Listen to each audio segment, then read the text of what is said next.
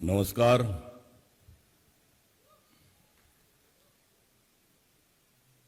व्यासपीठावरील माननीय मुख्यमंत्री देवेंद्रजी फडणवीस, माननीय उपमुख्यमंत्री अजितदादा पवारजी, सांस्कृतिक मंत्री आणि आमचे मित्र आशिषजी शेलार,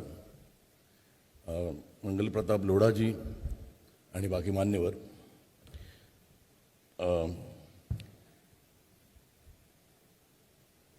ही बाहुली मायाडी खूप वर्षापूर्वी मला मिळाली होती आणि त्यानंतर मिळतच गेली होती. खूप हा जो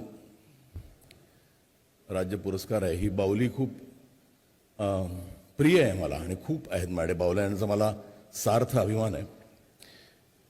पण आज या बाहुलीचं महत्त्व फार मोठं आहे.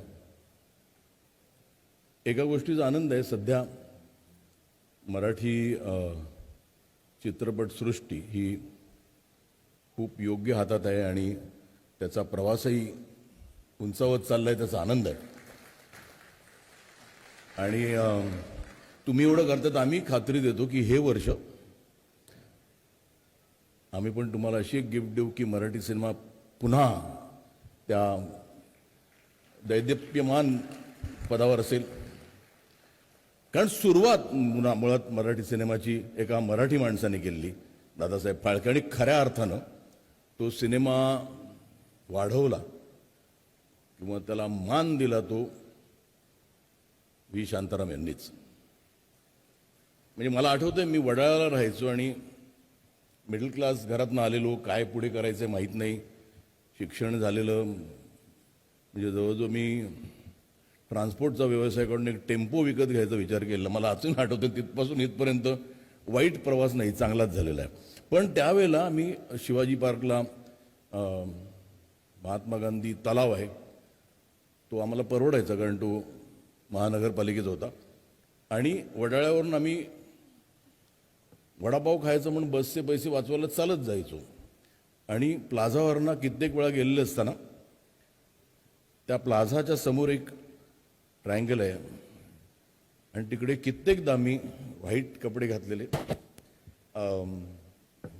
फर कॅप घातलेले शांताराम बापूंना असं त्या थिएटरकडे बघताना पाहिलेलं. म्हणजे तिथपासून आजपर्यंत I think I have done good something, आयुष्यात काहीतरी चांगलं केलं म्हणून हा मला मान मिळतोय.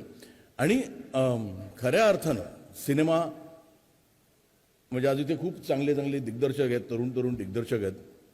आणि मराठी सिनेमा आज नॅशनल अवॉर्डला पण ज्यावेळेला 3 सिनेमे आमचे येतात त्यावेळेला तो खूप आनंदाचा क्षण आहे. आणि त्यांना मला एकच सांगावं वाटतं की अफाट दिग्दर्शक, अफाट म्हणजे तुम्ही त्यांची फिल्मोग्राफी बघितलीत तर त्या काळात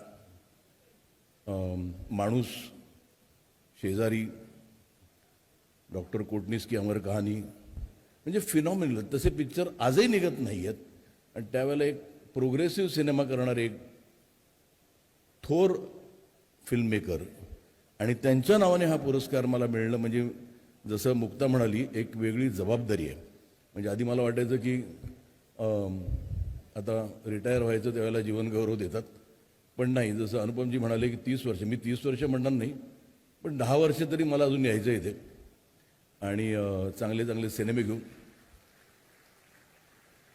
आणि जबाबदारी ह्याच्यासाठी मोठी आहे कारण आत्ता जे नवीन दमाचे जे काही दिग्दर्शक येत आहेत, म्हणजे हल्ली मी काही सिनेमे पाहिले, ते म्हणजे कॉम्पिटिशनला उतरणं गरजेचं आहे. आणि मराठी सिनेमा कंटेंट वाईज तरी आपण खूप पुढे आहोत, मल्याळम सिनेमा आणि मराठी सिनेमा. आता बिझनेस वाईज पण तुमच्या आशीर्वादानं ते शक्य होईल असं वाटतंय. आणि पुन्हा म्हणजे सगळ्या रसिक प्रेक्षकांना खूप खूप धन्यवाद. मेधा इथे आलेली आहे आणि आज मी जिथे आहे त्याच्यात खूप सपोर्ट तिचा आहे. खूप लोकांचे आभार मानायचे पण सगळ्यांना नाही ते मानता येणार. पण पुन्हा एकदा धन्यवाद महाराष्ट्र राज्याचे आणि जय महाराष्ट्र. धन्यवाद.